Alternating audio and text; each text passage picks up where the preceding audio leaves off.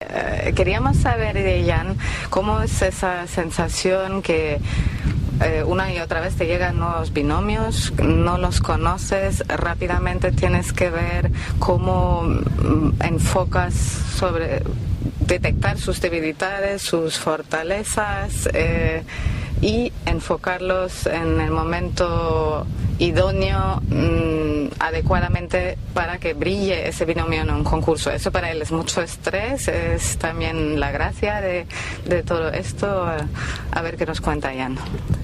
Yeah, sure, this is a stress, but look, first of all, you have to see what you want, yeah? You can be a trainer in a club, and then you work from Monday to Friday, and Saturday and Sunday you are free. And then you don't go to any competition, and then you do your job, and you are paid for the job, and that's it. But what we do is we go to competition. So, and the competition you never know, yeah? And this is always stress. And even if the horses are really good, because then you have your the expectation are higher. But the higher and the better it is, the stress is always there. If the horses are not good, then you have stress because you accept not too much, but you accept a little bit more than what you are doing at home. So if you go to a competition with super good horses, then you have more stress because you can see, oh, their medal is there, we can take it. So this brings also the stress. But this is a point of life. You like it or you don't like it. I like competition. I could not work without any goal, yeah. And also losing is part of the enjoyment of the victory, because if you always win, this is boring, yeah. So sometimes you need to lose and to be in a deep hole, and then you come out of the hole, and then you are okay. Then you think you are the greatest, and then suddenly you think, oh, you cannot do anything anymore. And these ups and downs, I like it. Okay, yes, as we can see, and. Also, Jan, you have a great capacity to focus very positive on things, right? Is that somehow the secret of that you always, no matter if there's you can look positive on the things? No, the thing is always a chance. Yeah, you have to look for your chance. There is no situation in the world that is so bad that you don't have any chance. Yeah, and this is what we also. Okay, maybe we have not our horses all fit at the moment, but do the other ones have the horses fit? So still we have a chance. So and this chance keeps you at work, because if you go from the beginning on, you say, oh, we have bad luck, we have this, we have that, yeah, but then you never arrive. Then you have always to go with the intention to do the best out of the situation. And always, one sentence was always come true in life: work beats talent. So you can be as talented and as good as possible. At the end, you have to do your homework and you have to do your job, and then the risk of being successful is higher. Okay, thank you, Jan. You were speaking about the others. Still, if I would love to know your opinion and what do you think will happen in Kentucky, and expecting us maybe being there with Fuego, for example, and two other horses. Where will we be located if? Yeah, I have not a magic ball, so I don't know this. I hope that we'll be between silver and bronze medal. but yeah, just wait and see. The thing is that at the moment there is one nation who has it 100% under control, because they have the right horses and the right riders in the right moment, and this is Holland, and they have Edward Gal with Totilas, who is really an exceptional horse. Everybody loves him. I love it. It's a pleasure to watch that horse, to see the brilliance of that horse, and this is very, very good for our sport, yeah, because everybody wants his own results, but also we need people to love our sport.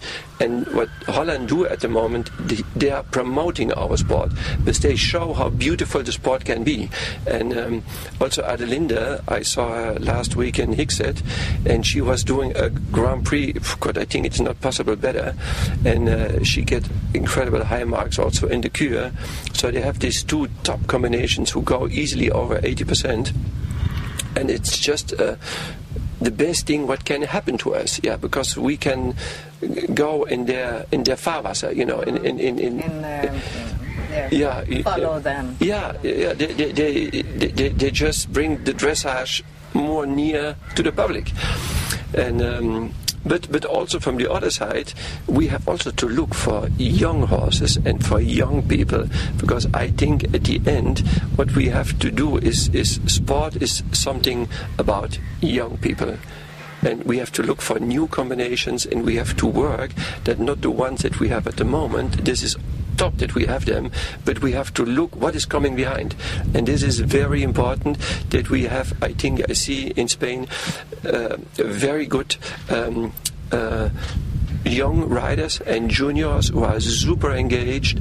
So just let's hope that they will find the right horses one day, and we also have to have a look on them, because this is our future, yeah. And maybe why we should not have one day, I don't know who it will be, but maybe we should also have another Totilas and maybe another young rider or young girl who comes out. If I only think about, you know, Carmen Niskat, what is a good rider? You know, at the moment we don't speak about her because, okay, the horse is a little bit older and maybe not fit, but you know, we have these combinations in Spain. We have to look that it all comes together. You know, they have the right horse, the right rider, and then all this in the right moment, and then also we can perform. We have to wait for this moments. Mm-hmm. Okay, and do you think, Jan, that is there a recipe for what the Dutch are performing right now? They've been taking care very much of their young riders, of their horses, horse breeding and all that. Yeah, but the thing is that I think that I already said before. The problem is, if you have a good breeding program in your life, there everything starts, yeah? Then you can, out of the breeding program, you can buy your own horses in the country. So the most important people for me are the breeders in Spain. The breeders, this is what we need. They have to breed dressage horses.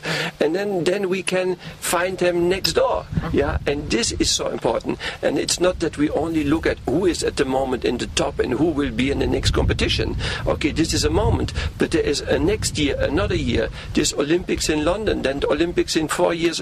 And the horses who are going now, they don't go to Brazil. And then after Brazil is another. So, and you have to keep doing. And this is what they have in Holland. They have the tradition, and they have it also in Germany. So there is many people coming back. Okay, sometimes it's not the top of the top coming, but one day there will be. And we have to look behind us. Mm-hmm.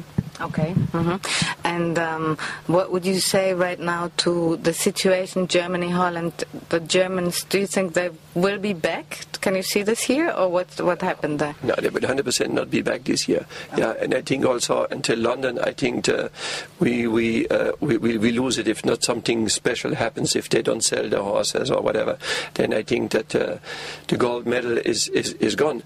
But I remember very well sitting with Rafael Soto in Sydney, and then was jumping Rodrigo Pessoa, and he was clear round. He was in front of everybody, and after the first round, he was the clear round. So the gold medal was there. He just has to do another clear round. So, and what happened? The horse stopped 3 times. The horse stopped, and he didn't get any medal. Yeah, and this is life. This is the sport. And then later you ask Nelson, and then you said, "Oh, Nelson,